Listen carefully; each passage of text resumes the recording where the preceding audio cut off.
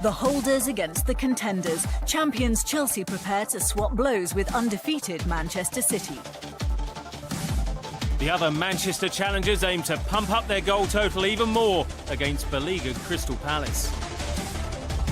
And a man who's seen the other side of this battle.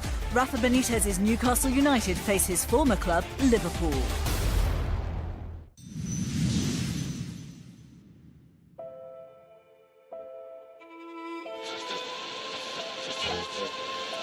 Anticipation building as we prepare for a heavyweight clash in the capital.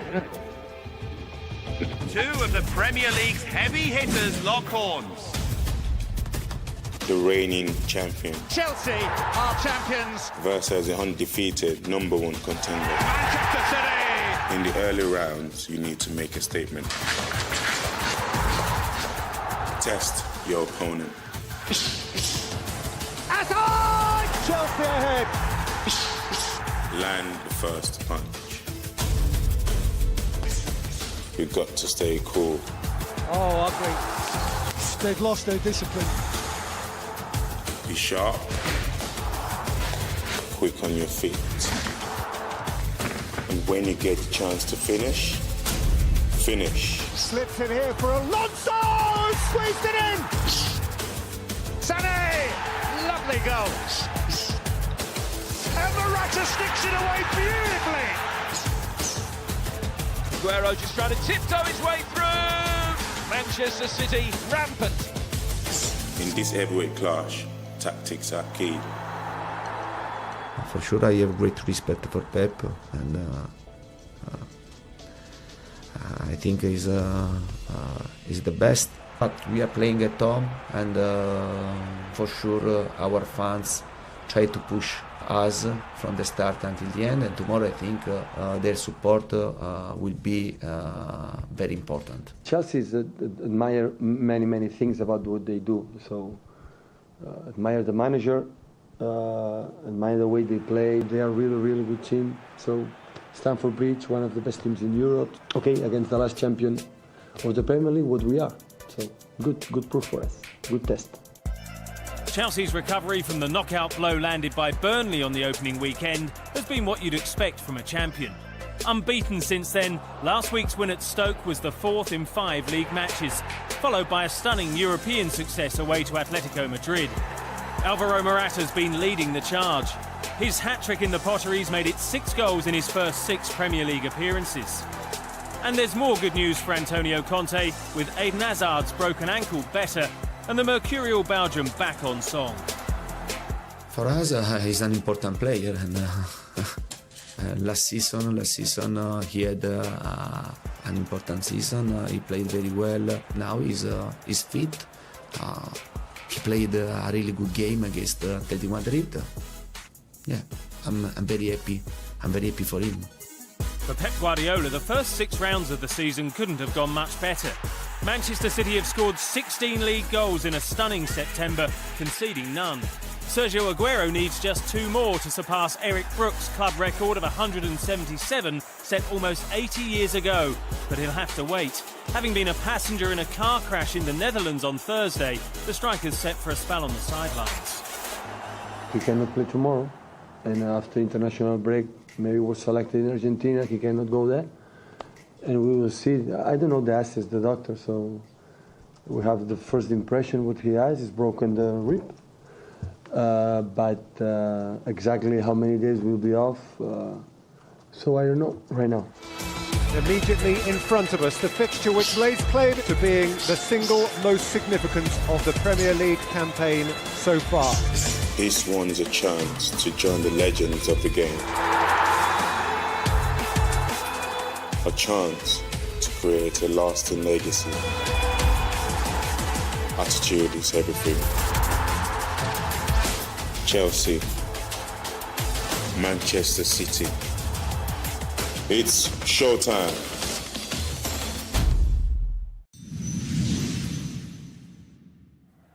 No punches pulled by Manchester United either, second only on goal difference. If the 1-0 win at Southampton was a departure from their free-scoring form, it did demonstrate an important ability to grind out results. They all matter, and Jose Mourinho's a manager as much praised for pragmatism as celebrated for success. The 4-1 away victory in the Champions League was another convincing display of bravado. Still, there's no hubris at Old Trafford. How can we be excited with what we are doing if we are doing that just because we are playing against bad teams? I don't think Everton, West Ham, Leicester, I don't think they will be happy with that, but okay, we have our feet on the ground, we are humble, we know that the great teams of the Premier League, we didn't play them yet, so we are calm, we follow our work. A solid defence has been a key requirement of both this club and its current manager. And after some seasons of imperfection, United seem to have rediscovered the recipe. The centre-back pairing of Phil Jones and Eric Bailly has been a constant in the league so far. 6 games, 5 clean sheets. Mourinho's forensic attention to detail offers his players great preparation, but they still have to perform on the pitch. Obviously, the goalkeeper defenders will be loving it, but it's a team performance. It's it's a team game, and we've got defenders a team and players a team, and we win together, defend together. Everyone stays together, and that's the team spirit. You don't want to concede any goals, and we know when we go out the other end, we've got plenty of goals in us. It takes more than a revived team spirit and a week or so with a wily manager to stop the Manchester City juggernaut. Crystal Palace did come close to scoring a first goal of the season, but after 44 minutes the dam burst. 5 conceded and a 6th straight defeat. Only one team has lost the first 7 games of a Premier League season. That was Portsmouth in 2009. They ended the campaign rock bottom. One more loss and the Eagles will equal that unhappy record. I'm not worried. We're not worried. We're still early season, just started. But like I said, as soon as we start scoring goals, as soon as we start scoring points, we get that confidence, and that confidence will help us in the team as well. And then we will win games, and then you will see what's going to happen with us. When it rains, it pours. Record signing Christian Benteke will be out for more than a month after suffering knee ligament damage at the Etihad. Roy Hodgson then with another crisis situation to manage. Winger Wilfried Zaha is still returning from injury, so Bakary Sakho, who hasn't scored in the league since August 2015, looks set to lead the line with Andros Townsend, a player suffering a lean spell of his own. It's a major blow, as I said early on, because we don't really have that many alternatives. So he was playing as a centre-forward without too many people sort of breathing down his neck, or him having to look over his shoulder. I think the morale will be there. I think the team spirit is certainly there. What we need to sort of back it up and help us get a real smile on our face is some results. A cruel twist of fixture fate, Crystal Palace facing the joint leaders in successive matches. Manchester United determined to fly high, the Eagles desperate to take flight. For Mourinho, no time to be charitable. For Hodgson, a result is overdue. Level on points, but Manchester City lead Manchester United on goal difference. Chelsea hot on their heels. Watford keeping pace with the big hitters. Crystal Palace remain on 0 points. Bournemouth and West Ham take up the other 2 positions in the bottom 3, with Leicester just above. Everton still well below their target.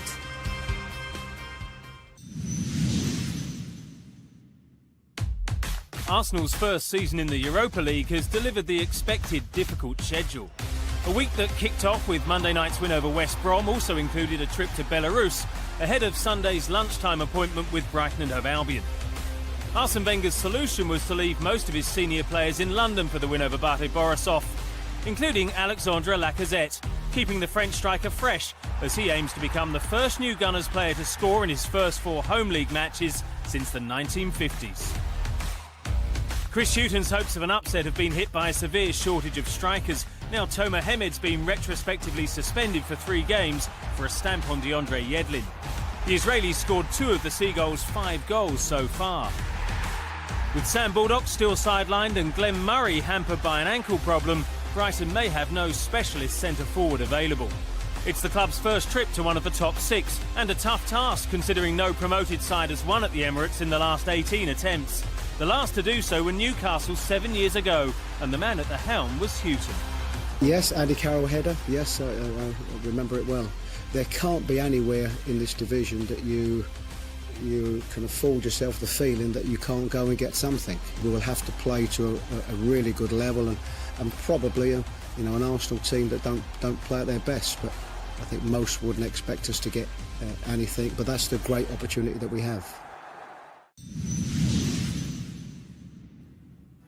Their debut season in the Premier League and Huddersfield Town are handling themselves pretty well.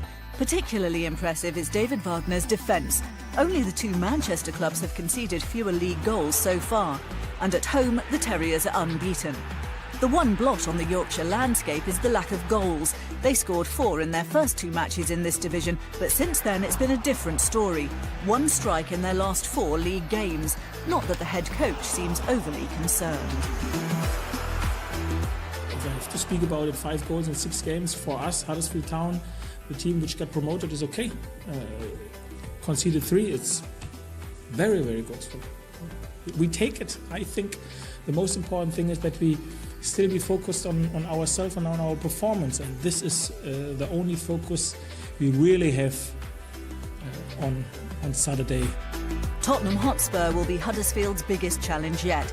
Despite Spurs' difficulties at Wembley, on the road Mauricio Pochettino's side have been exemplary. 3 wins from 3, scoring 8 times. Harry Kane has struck twice in both of Tottenham's last 2 away games.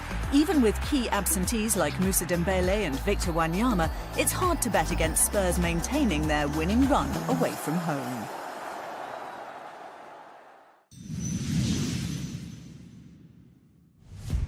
West Bromwich Albion may be struggling to hit the heights of last season, having taken just 2 points from the last 12 available, but they are at least unbeaten at home and were far from disgraced at Arsenal on Monday. Tony Pulis left the Emirates infuriated by some key refereeing decisions, but could reflect on plenty of positives too, pleased to see Albion offer a lively attacking threat. It was a milestone night for Gareth Barry, who set a new Premier League record with his 633rd appearance in England's top flight. The midfielder arguably unfortunate to finish on the losing side. The Baggies host a Watford team who've been brilliant on their travels so far, winning all 3 away matches. But head coach Marco Silva must deal with the loss of influential midfielder Nathaniel Chalobah, who's been ruled out for months by a knee injury suffered in training. He's just one of Silva's summer signings who've hit the ground running. Another, Andre Gray, scored his first for the club in last week's success at Swansea. Everyone is really focused, and the manager is really focused on it, and I think it was a good decision, especially for the club, to bring a guy in who's really hungry, and I think this is working really well in the moment. Still to come, Burnley took points from the Bridge, Wembley and Anfield and head to Goodison Park, hoping to further complicate Ronald Koeman's plans.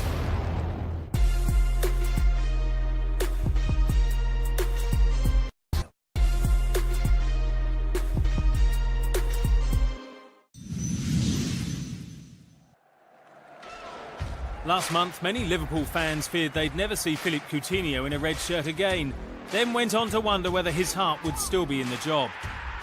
At Leicester last week, the brilliant Brazilian put their minds at rest. It's Coutinho! Another moment of magic, a wave of the wand. That is a terrific goal.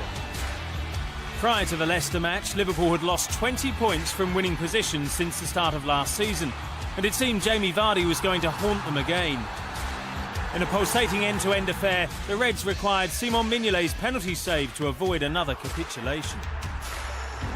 We thought it might be lively and it didn't let us down. It was good end-to-end stuff and you never quite knew what was coming up next.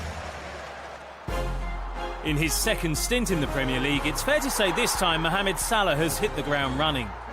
The Egyptian international's been directly involved in 5 goals in his first 6 league appearances, adding to Liverpool's rich attacking options that also include Roberto Firmino and this weekend Sadio Mane, back from a 3-match suspension. It's about creating and using the qualities of the boys in the right moment, but we talk more about how we can create more. We have different options, so it's there will be all four in the best moment is a unbelievable threat, but can win nothing without the other six. But for all their attacking prowess, Liverpool still seem vulnerable in defence. They've conceded 10 times in their last 3 Premier League away games and won just once in all competitions since the end of August. But Jurgen Klopp's demanding a sense of perspective, with his side only 5 points off the top and 32 games still to play. With all the problems we had so far, we have 11 points. So think what could happen if we solve our problem. I have no problem with criticism. I have only problem with if people think we cannot sort our things. So that's all what I want to. But I still want to that the people know we are really working hard, and we are not. It's not like we lost our football knowledge overnight. 9 points from the first 6 games is a healthy return for a Newcastle side tipped to struggle after an underwhelming transfer window. Their defeat at Brighton last week ended a run of 3 successive victories, despite the Magpies ultimately having the majority of possession on the south coast. Rafa Benitez knows that for United to beat a club close to his heart, the players will have to make better use of the ball against Liverpool. If you want to have a good team, you have to find the balance between attacking and defending well. So it depends also on the quality, it depends on the opponents, it depends on the way that the game is going on, if you score an early goal or you concede an early goal. But we know that we have to improve a little bit on the ball. We create some chances, we have to take these chances. And we know at the same time that we are doing well in defence, but still we can improve. All set for a St James's Park showdown, and a pairing which has given us many unforgettable moments. Contests between Newcastle and Liverpool have often been feisty and full of goals, more than 3 per match on average. Encounters which have featured some of the biggest names and produced some of the most exciting games the Premier League has seen. And if Rafa Benitez can spring a surprise against his former club, could this be another classic that lives up to an illustrious history?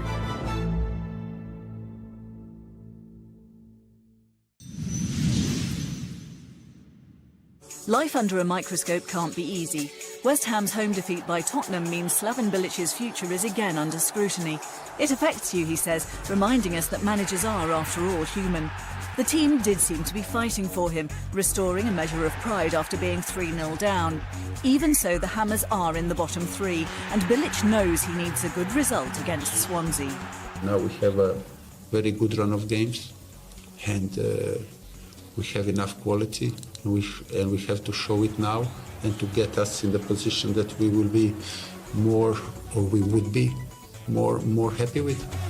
Swansea City's new recruits may take time to make up for the departures of Gylfi Sigurdsson and Fernando Llorente.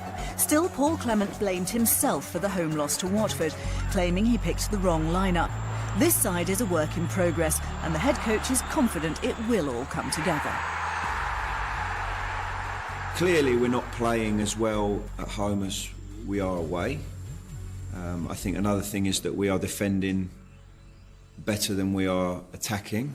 You know, we're working on that, and I fully believe that we're going to keep improving on that. And I'm sure the positive attacking performances are not far away. Bournemouth's performance in the Premier League over the past 2 seasons has been nothing short of extraordinary. On relatively limited resources, the South Coast club has confounded expectations, finishing last season an impressive 9th. But now Eddie Howe needs his men to get back to that form as they welcome Leicester City to the Vitality Stadium. The Cherries are just 1 place off the bottom, having lost 5 of their first 6, despite some battling displays, notably against Manchester City as well as at Everton last weekend. They let a winning position slip in both matches, but Bournemouth believe they'll soon start to turn the season around. On the weekend was a little bit more pleasing, whereas we created the chances. We probably didn't take them as many as we should have, but we was creating the chances. And I'm sure, with the boys we've got up front, we'll certainly start taking them soon. So I think we can start to see the improvements now. And as I say, hopefully we can turn those into points. Leicester are also looking to find their feet. With just 4 points so far, they'll drop into the bottom 3 if they lose this weekend. But Craig Shakespeare can point to a difficult fixture list in mitigation, having already tackled Arsenal, Chelsea, Manchester United and Liverpool. A tough start in anyone's books. Have the wheels come off at Stoke City? 4 without a win and 2 straight defeats. And matters for Mark Hughes not helped by a long injury list. 7 first-team players are sidelined. Chelsea's 4-0 scoreline in their victory at Stoke last time out, according to Hughes, flattered the defending champions. But the league position, 16th, remains telling. Though Joe Allen, for one, has a reason why home matches haven't brought big rewards. You look at the 3 home games we've had so far, Arsenal, United, followed by Chelsea, it's been pretty full-on, pretty relentless. We managed to pick up 4 points from those games, which is no disgrace. But maybe, there's more expectation and pressure in games like this one against Southampton, but they're a strong team in their own right, and it certainly won't be easy. Mauricio Pellegrino's side certainly haven't been easy to beat. Their home loss to Manchester United, only their second of the campaign, and the visitors only scored once. The worry for Southampton is their lack of goals, just 2 from open play in the Premier League despite 85 shots, a concern for the manager and a real frustration for his misfiring players.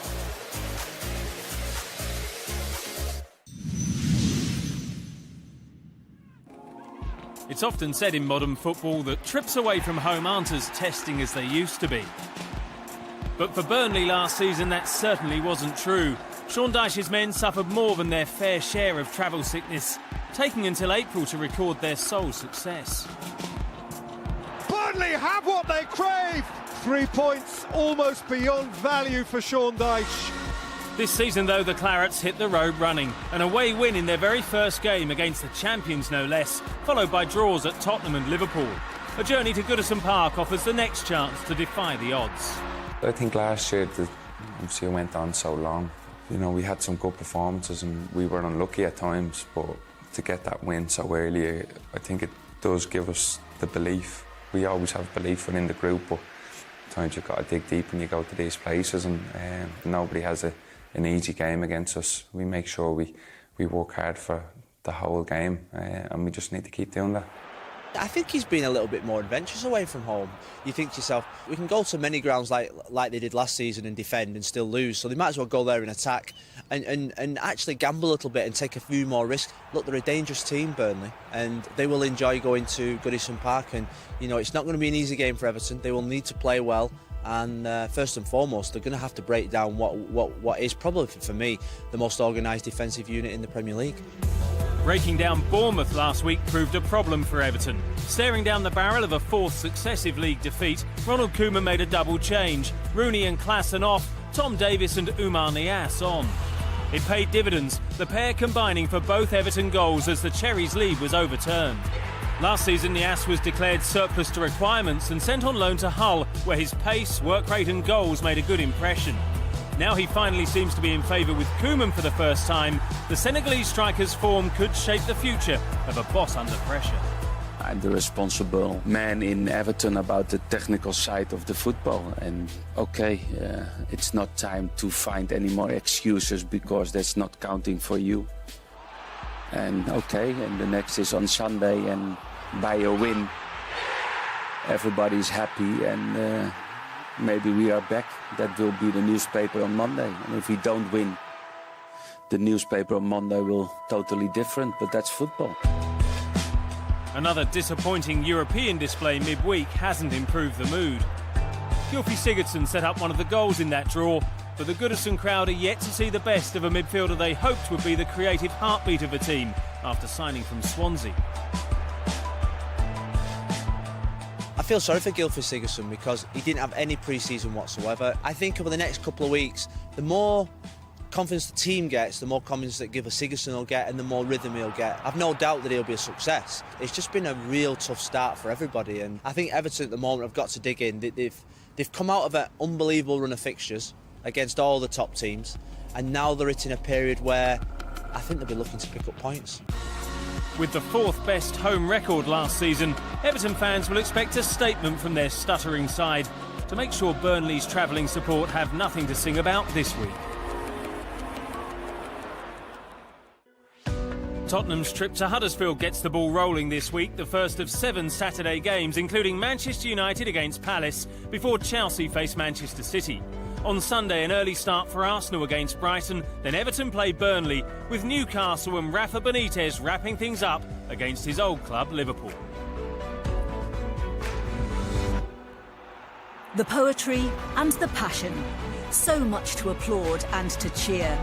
Manchester City fly the flag for flair and are flourishing. But Chelsea aren't short of genius. A match that promises to be a revelation. Managers with proven pedigrees, players with magical touches. Until next time, from Dave Beckett, me, Izzy Clark and the team, goodbye.